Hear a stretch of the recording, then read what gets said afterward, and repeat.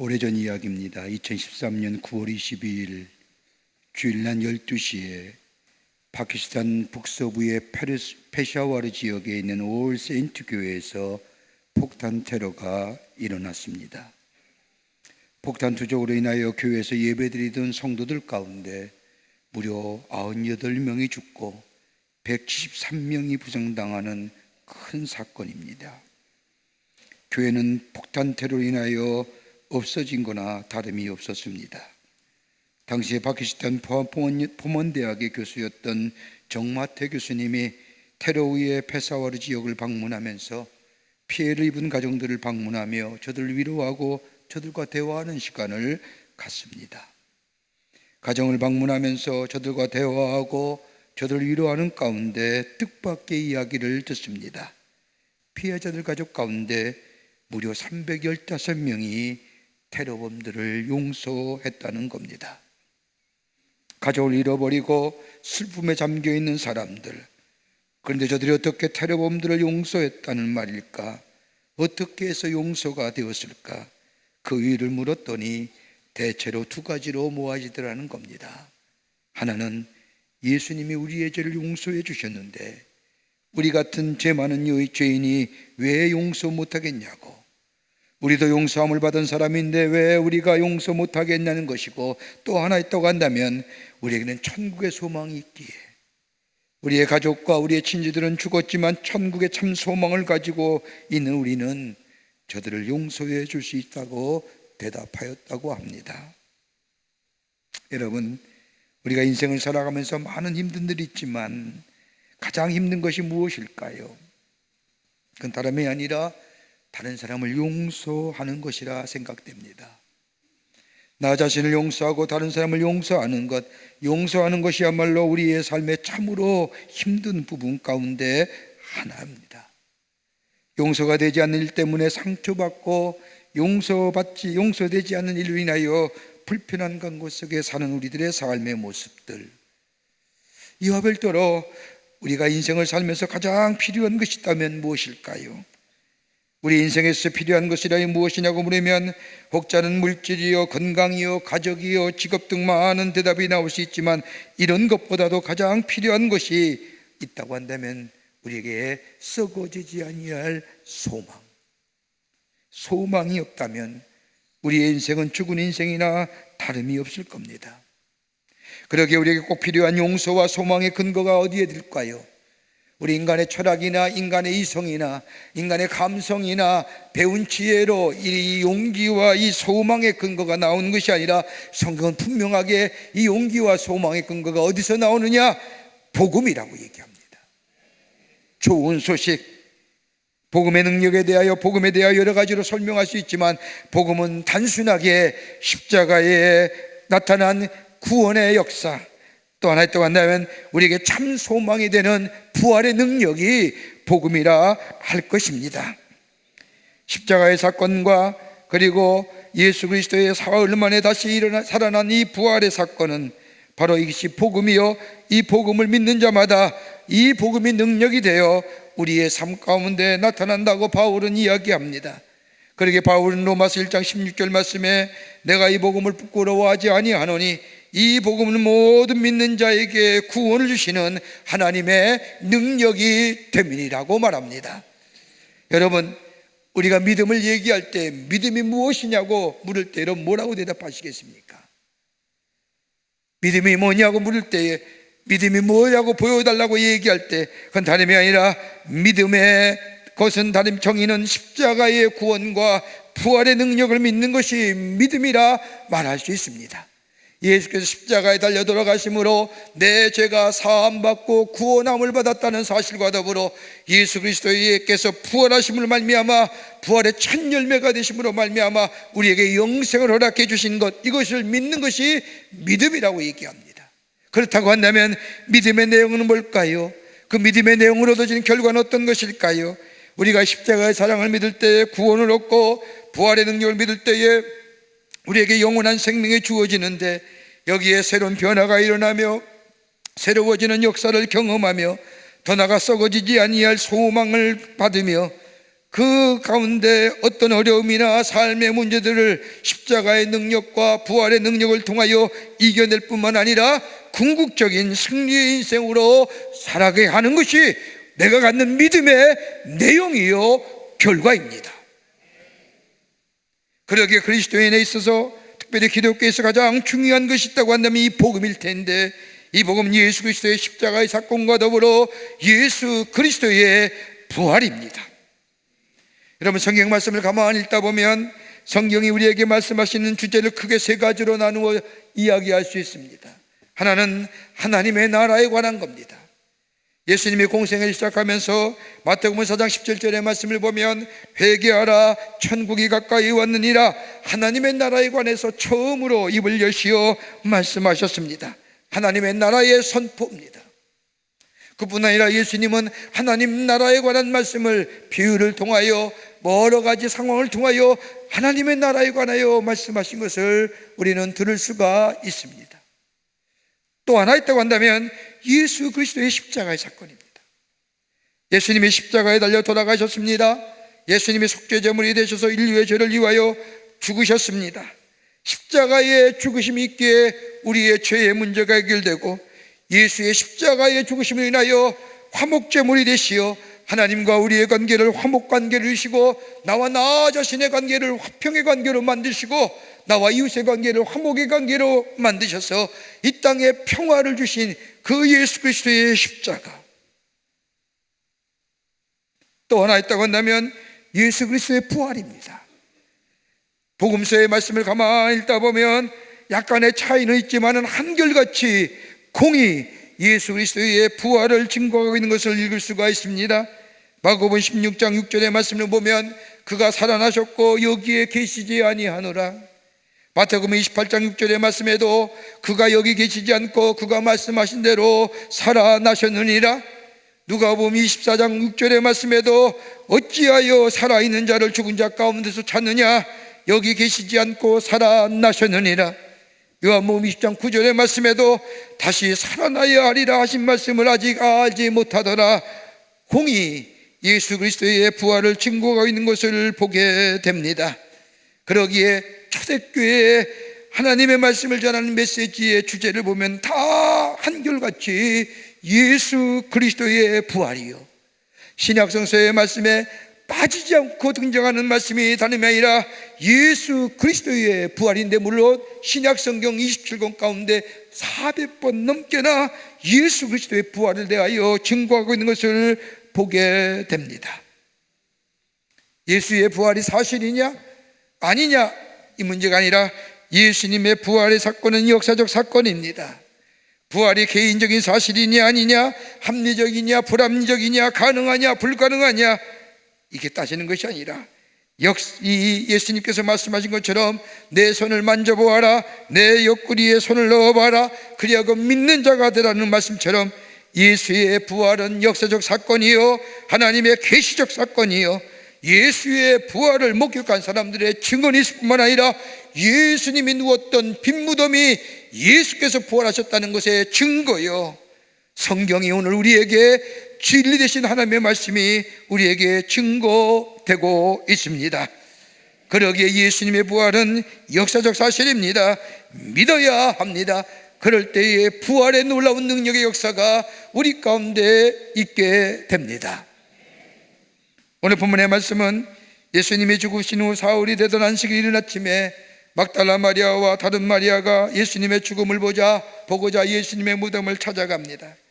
유대인의 관습에 의하면 사람이 죽으면 이튿날까지는 영혼이 그의 몸속에 있다고 생각했기에 장사를 지내고 있지 않다가 사흘째 되는 날에 장사 지내고 사흘이 되는 날에 무덤을 찾아 살피는 것이 당시의 유대인의 관습이었습니다. 오늘도 예수님이 십자가에 죽으시고 나흘째 되는 날, 막달라 마리아와 예수님의 어머니인 마리아가 예수님의 죽음을 확인하려고 무덤에 왔습니다. 그런데 가만히 보니 예수님의 무덤을 봉인되었던 큰 돌의 지진으로 인하여 치워지고 천사가 하늘에서 내려와 그 위에 앉아 있는 것입니다. 이 모습을 본 막달라 마리아와 그 밖에 마리아가 두려워 떨며 무서워하는 것을 본 천사가 이르기를 무서워하지 말라. 십자가에 못 박힌 예수는 여기 계시지 아니하고 그의 말씀하신 대로 살아나셨느니라. 그리고 여인들에게 이야기합니다. 빨리 가서 제자들에게 그가 죽은 자 가운데서 살아나셨고 너희 나보다 먼저 갈릴리로 가시나니 가서 너희가 배우리라 라고 전하라 합니다. 여자들이 이 말을 듣고 무서움과 더불어 큰 기쁨으로 무덤을 떠나 제자들에게 알리려 가려고 하는데 부활하신 주님이 저들에게 나타나셔서 평안하느뇨 물으십니다. 부활하신 주님을 만난 이 여인들, 예수님의 발을 잡고 기뻐하며 경배하며, 그때 예수님이 여인들을 향하여 무서워하지 말라. 가서 내 형제들을 갈릴리로 가라하라. 거기서 나를 보리라고 말씀합니다. 이것이 오늘 본문의 내용입니다. 많은 사람들은 예수님의 부활이 사실이냐 아니냐 이야기하지만 예수님의 부활은 자연현상이 아닙니다. 영원불명과 같은 이론도 아닙니다. 생명회생이나 윤회도 아닙니다. 예수님의 부활은 역사적 사건입니다. 구속사적인 사건입니다. 참 생명을 우리에게 주시는 사건이며 영원한 생명을 우리에게 설명하시고 있는 하나님의 놀라운 계시적 사건이요 약속이요 장차 우리에게 있어질 성취될 약속이 바로 예수의 부활로 우리에게 나타나셨다는 겁니다. 이 부활을 믿는 자마다 부활의 능력이 우리 가운데 임하게 됩니다. 예수님의 부활을 착범으로 목격한 저 사람들, 그 부활이 저들 가운데 있을 때에 저들의 삶이 어떻게 변화되었는지, 어떻게 세려되었는지, 오늘 이 부활을 맞이하는 이 아침 시간에 예수 그리스도의 부활이 나의 마음속에 임재하여 그 부활의 신앙을 가질 때에 우리도 새로운 생명의 역사와 더불어 새롭게 되시는 하나님의 은혜를 경험하게 될 줄 믿습니다. 그 첫 번째가 다름이 아니라 부활의 신앙은 우리의 신앙을 새롭게 변화시키는데 무기력한 신앙에서 능력 있는 신앙으로 변화시킵니다. 오늘 누가 마가복음 16장 1절 말씀을 보십시오. 안식일이 지남에 막달라 마리아와 야고보의 어머니 마리아와 또 살로메가 가서 예수께 바르기 위하여 향품을 사다 두었다가 안식 후 첫날 매우 일찍이 해도 들 때에 그 무덤으로 가며라고 기록합니다. 같은 내용의 말씀을 기록한 변형구인 저 누가복음 24장의 말씀에도 여자들의 그 예비한 향품을 가지고 무덤에 와서라고 이야기합니다. 처음으로 예수님의 죽음을 확인하려고 온 사람들은 다름이 아니라 여인이요 예수께 은혜를 입은 여인입니다. 여러분, 막달라 마리아가 누구일까요? 성경 말씀을 보면 7 귀신에 눌려 살던 여인입니다. 여러분, 7이라는 숫자가 완주수잖아요. 그러니까 7 귀신에 눌려 살았다는 것은 완전하게 귀신에 잡혀 살았다는 겁니다. 그랬던 이 여인에게 예수님께서 그녀의 7 귀신을 내어 쫓음으로 새로운 생명을 얻게 하셨습니다. 그리고 예수님을 섬기게 하셨습니다. 마가복음 15장의 말씀을 보면 이 은혜를 입은 자들이 예수님을 쫓았다는 겁니다. 겸손히 예수님을 섬겼다는 겁니다. 그렇게 예수님을 사랑하고 따랐지만은 예수님이 아무런 힘없이 십자가에 달려 죽으시고 저 무덤에 누이신 예수님, 부활하신 예수님을 기대해라 보리라고 하는 기대하지 않은 채 유대인의 관례대로 예수님의 죽음을 확인하려고 무덤에 올라갔다는 겁니다. 본문의 말씀을 보면 무덤에 보려고라고 하는 이야기는 그저 보기 위하여 just watching입니다. 무엇을 보려고 간 것이 아니라, 뭘 기대치를 가지고 간 것이 아니라 그저 예수님의 십자가에 달려 죽으신 죽음을 보고자 저 예수님의 무덤에 올라갔다는 겁니다. 사랑했던 예수님, 자신의 질병을 고쳐주셨던 예수님, 예수님과 따라다닐 때 행하셨던 능력과 역사하심, 수많은 사람들이 예수님을 바라보며 예수님에 대한 기대들, 이 아마 마리아도 같은 기대를 가졌을 겁니다. 그분이 나의 구세주요, 내 병을 고쳐줄 뿐만 아니라 나를 새롭게 하시는 그 예수님, 그 예수님과 다닐 때에 가졌던 뜨거운 열정, 뜨거운 마음들, 복음의 뜨거운 간절한 마음들, 예수님의 죽음 앞에 사라진 겁니다. 죽음을 보러 갔다는 것은 소망 없이 갔던 거예요. 기대 없이 갔다는 겁니다. 바람이 끊긴 상태를 말합니다. 하나님의 나라에 대한 소망도 끊겼습니다. 하나님을 인하여 주어지는 기쁨과 감사와 감격도 그녀에게 사라져버렸습니다. 왜요? 예수님이 죽음됐기 때문에. 여러분, 우리가 우리의 인생의 삶의 주인이라고 말하지 않습니까? 여러분, 적어도 예수 믿는 사람은 예수님이 우리의 삶의 주인입니다라고 고백되어야 됩니다. 그런데 저 많은 사람들은 내 삶이 내가 삶의 주인인 것처럼 삽니다. 주인은요, 자신의 삶에 대하여 마음대로 할 수 있어야 그게 삶의 주인입니다. 그런데 여러분, 마음대로 할 수 있을까요? 다 할 수 있다고 하지만은 결정적으로 마음대로 할 수 없는 것이 하나 있습니다. 죽음입니다. 죽음 마음대로 해요? 아이고, 죽어야지. 죽긴 왜 죽으세요? 마음대로 죽습니까? 여러분, 죽음의 문제는 내가 해결할 수 있는 문제가 아닙니다. 여러분, 사망의 권세만큼 무서운 권세가 없습니다. 그러기에 예수가 아니 계신 인생은요, 그 삶의 주인은 다른 사람이 아니라 사망의 권세가 그 삶의 주인이에요. 여러분, 아무리 지식이 많아도, 많은 부귀와 영화를 누린다 할지라도, 물질이 그를 소유한다 할지라도, 여러분, 죽음 앞에서는 아무것도 아닙니다. 그러기에 사람들은요, 죽으면 끝이라고 얘기하는 이유가 여기 있는 겁니다. 아마 본문에 나오는 막달라 마리아도 그랬을 겁니다. 예수님이 살아계실 때는 다 얻은 것 같았습니다. 다 누리는 것 같았습니다. 예수만이 소망이고 예수만이 기쁨이고 예수만이 나의 전부였습니다. 그런데 예수님이 십자가에서 죽으셨습니다. 죽음으로 무덤에 묻히셨습니다. 소망이 사라진 거죠. 열정이 사라졌습니다. 무기력해졌습니다. 뜨거웠던 신앙이 냉랭해졌습니다. 예수님과 다닐 때 예수님이 행하셨던 부활에 관한 말씀 생전에 들었지만은, 그리고 부활하여 너희와 함께 하시겠다는 말씀을 들었지만은 그냥 그렇게 하시는 말씀으로 들었던 말이야. 그랬더니 이 마리아에게 부활의 주님이 나타나셨던 겁니다. 부활의 주님이 혀 앞에 나타나셔서 평안하뇨? 라고 묻습니다. 정말 네가 평안하냐? 나로 인하여 내 죽음 앞에 네가 평안하냐? 내가 부활했던 사실에 대하여 부활을 목격한 네 마음이 평안하냐? 라고.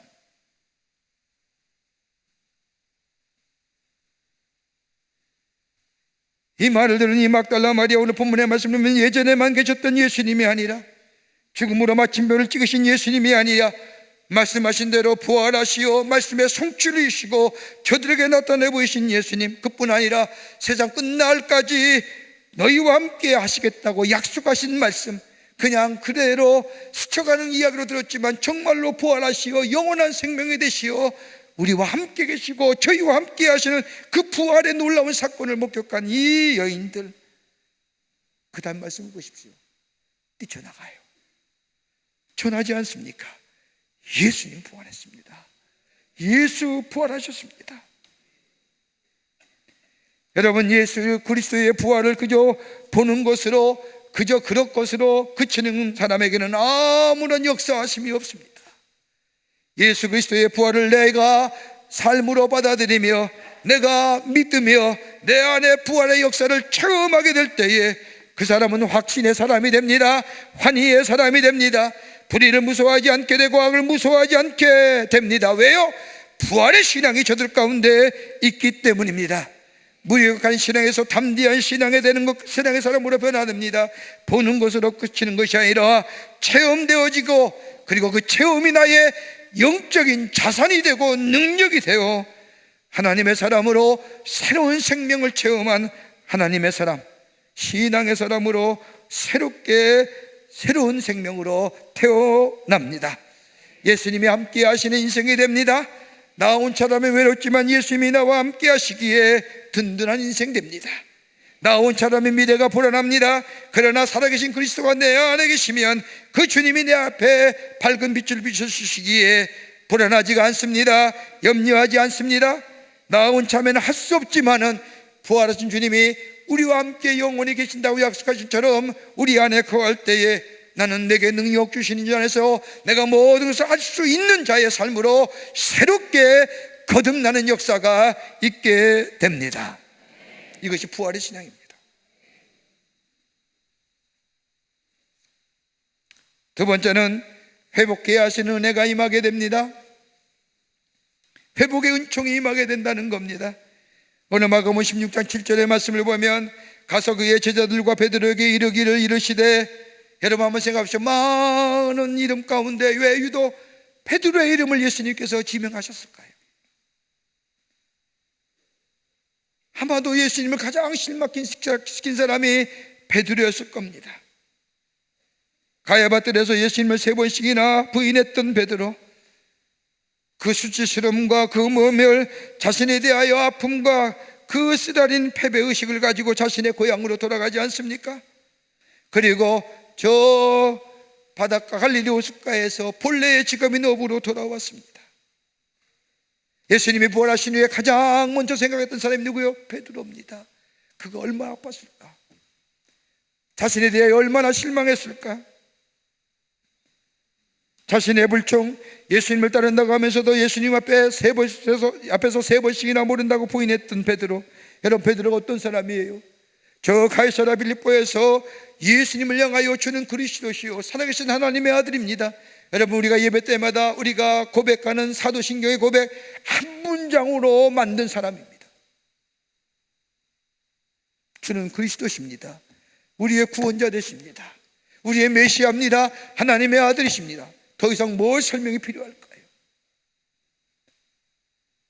많은 제자들 앞에서 다른 사람은 다 떠나갈지라도 나만은 떠나지 않습니다.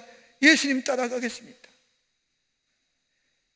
복음서에 나타난 베드로의 신앙 고백들을 보면 그가 어떻게 이런 고백을 했을까 할 정도의 놀라운 고백을 했던 베드로. 그런데 예수님을 모른다고 3번씩이나 부임하며 낙향하여 본래의 직업으로 돌아온 이 베드로, 얼마나 낙심하며 상심하며 가슴을 치며 후회할 것일까로 부활하신 주님을 먼저 베드로를 생각한 겁니다. 그리고 베드로에 가서 내가 부활했다고 전하고, 7절의 말씀을 보면 너희보다 먼저 갈릴리로 가시나니 전에 너희에게 말씀하신 대로 너희가 거기서 배우리라 하는지라. 그 장소에 보자. 옛날에 여러분 요한복음 21장의 말씀을 보면 같은 병행부의 후예의 말씀입니다마는 예수님이 저 벳세다 바닷가에서 베드로와 그 밖에 어부들을 위하여 조반을 만들어 주시고 저들을 불러 먹이시고 위로하시고 회복하시는 역사. 그런데 그 전보다, 그것보다 더 앞서 처음으로 베드로가 예수를 만난 장소가 어디입니까? 갈릴리 호수입니다. 있는 그대로의 모습, 하나님을 알지 못하는 모습, 그러나 예수 만날 때에 그의 삶이 변화되었던 삶의 모습, 여기 와서 부활의 중심이 처음으로 그 만났던 갈릴리에서 만나는 것은 죄책감과 상처와 아픈 기움들, 쓰라린 아픔들. 우리 주님이 그 아픈 기억과 상처를 도말시켜 주시는 참 치유자가 되시고 참된 자유자가 되어 주신다는 겁니다. 갈릴리에서 만나자라고 하는 이야기 얼마나 귀하지요. 있는 그대로 보자.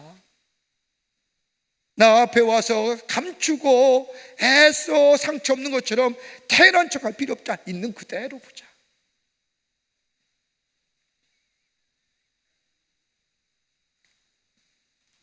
처음에 긋는 모습 그대로 만나기를 원한다는 겁니다. 갈릴리에서 만나자는 것은 회복시켜 주시는, 치유하시는 예수님의 사랑.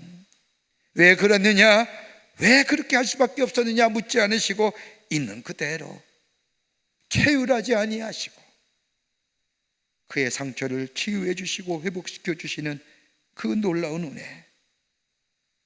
그러게 오늘 우리 부활하신 주님을 내 안에 주님으로 받아들이길 때에, 내 삶의 주인으로 받아들일 때 내 안에 나를 지배했던 사망의 권세가 물러가고, 내 아픈 상처가, 내 아픈 마음이, 내 안에 있었던 말할 수 없는 슬픔과 괴로움이 주님의 부활하신 주님을 통하여 만져주고 치유해 주시고 평안하뇨? 라고 물은 것처럼 예, 평안합니다라고 대답할 수 있는 우리의 치유자 되시고 우리의 온전한 회복자 되어주시는 주님으로 우리 가운데 임하게 되는 줄 믿습니다.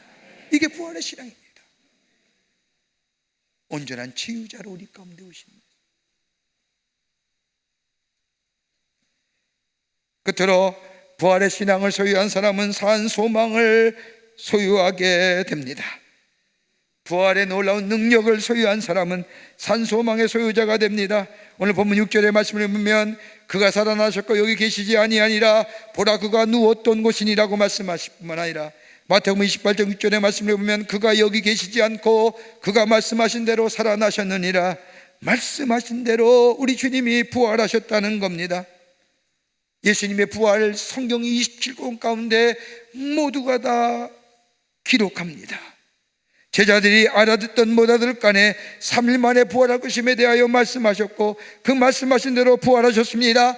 약속하신 대로 이루셨다는 겁니다. 약속의 성취입니다. 여러분, 죽음이 명백하듯이 여러분 부활도 명백하다는 겁니다. 죽음이 끝이 아니라 부활의 새로운 생명의 탄생이 임하게 된다는 겁니다. 이 생명은 영원한 생명을 갖게 하신다는 겁니다. 다름 아닌 예수 그리스도의 부활로 우리 가운데 그것이 이루어졌다는 겁니다. 여러분, 부활을 모르는 사람은 죽지 않으려고 애써요. 가만 보세요. 부활을 모르고 예수 그리스도의 십자가의 구원의 의를 모르면요, 죽지 않으려고 몸부림치다가 죽잖아요. 그걸 보면 얼마나 안타까워요.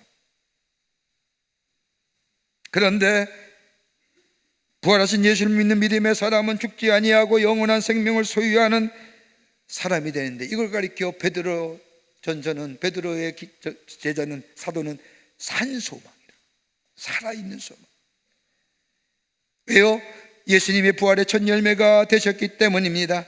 그러기에 바울은 고린도서 15장 57절부터 58절에 말씀하기를 우리 주 예수 그리스도로 말미암아 우리에게 이김을 주시는 하나님께 감사하노니 그러므로 내 사랑하는 형제들아 견고하며 흔들리지 말며 주의 일에 더욱 힘쓰는 자들이 되라. 이는 너의 수고가 주 안에서 헛되는지 아는 줄 알미니라. 왜 견고하며 왜 흔들리지 않으며 왜 주 안에서 수고가 헛되지 않다고 얘기할까요? 왜? 우리에게 영원한 생명이 있기 때문입니다. 그 영원한 생명을 우리 주님이 부활하심으로 약속의 성취를 이루셨습니다. 그러기에 그리스도의 부활, 이것만큼 우리에게 소중한 것입니다. 만약에 우리에게 부활이 없다고 한다면 우리의 신앙이 다 헛된 겁니다. 바울은 우리에게 부활이 없다고 한다면 우리가 전파하는 것은 헛된 것이고 우리의 믿음도 헛된 것이고 우리가 전하는 증거도 다 헛된 것일 뿐만 아니라 우리의 믿음의 결과도 다 헛되고 우리의 소망도 헛된 것이라고 바울은 이야기하면서 로마서 8장 11절 말씀에 예수를 죽은 자 가운데서 살리신 이의 영이 너희 안에 거하시면 그리스도 예수를 죽은 자 가운데서 살리시가 너희 안에 거하시는 그의 영으로 말미암아 너희 죽을 몸도 살리시리라고 말합니다. 그러기에 부활은 우리로 하여금 영원한 생명을 주시고 영원히 목마르지 아니한 생명수를 우리에게 허락해 주시고 내가 세상 끝날까지 너희와 함께 하겠노라고 말씀하시고 우리가 산소망의 삶으로 인도해 주십니다. 그러기에 성경 말씀을 보십시오. 오늘 마가복음 16장 이후에 마지막 절에 뭐라고 나갑니까? 너희는 저 세상에 나가 온 천하에 다니면서 만민에게 복음을 전하라. 믿고 세례받는 사람은 구원을 받을 것이요 믿지 않는 사람은 정죄받으리라. 나가서 복음 전하라는 겁니다. 증인되라는 겁니다. 전파하라는 겁니다. 우리 주님이 함께 하시겠다는 겁니다. 이것이 부활의 소망을 부활의 신앙 가진 자요, 이 산 소망을 가진 자요. 여기에는 새로운 하나님의 역사와 더불어 새로운 생명 창조의 역사가 일어나게 되는 줄 믿습니다. 우리 주님 부활하셨습니다. 우리 주님의 부활하심을 내가 믿고 내 안에 받아들이고 내가 체험되는 자, 경험되는 자 될 때에 내 신앙이 능력 있는 신앙이 됩니다. 내 삶이 치유함을 얻습니다. 내 안에 살아있는 소망이 내 안에 있어 새로운 생명의 역사를 경험하며 하나님의 사람으로 증인된 삶으로 부활의 증인의 삶으로 살아가는 놀라운 은총이 임하게 될 줄 믿습니다. 이 은혜가 여러분과 저 가운데 넘쳐나시기를 주의 이름으로 축원합니다. 하나님 감사합니다. 죄로 말미암아 죽을 수밖에 없는 저희들을 구원하시기 위해서 십자가에 죽으시고 죽으심으로 인하여 우리에게 구원을 허락하여 줄 뿐만 아니라 말씀하신 대로 3일 만에 사망과 어둠의 권세를 깨치시고 부활하시어 우리에게 부활의 생명을 허락해 주신 그 하나님의 놀라운 은혜와 사랑에 감사를 드립니다. 죄와 사망의 권세를 깨뜨리고 부활하신 그 주님, 내가 받아들여 내가 믿음으로 믿어 고백하여 내 신앙이 더 이상 무기력한 신앙이 아니라 아버지 하나님이여 능력 있는 신앙의 삶이 되게 하시며 주님의 치유의 역사를 경험하게 하여 주시며 살아있는 소망을 가지고 담대하게 승리하며 사는 당신의 백성들 다 되게 하여 주시옵소서. 우리와 함께 하시는 예수와 함께 늘 걸어가는 그리고 부활의 신앙의 소유자 되기를 간절히 소망하며 예수님의 이름으로 기도하옵나이다. 아멘.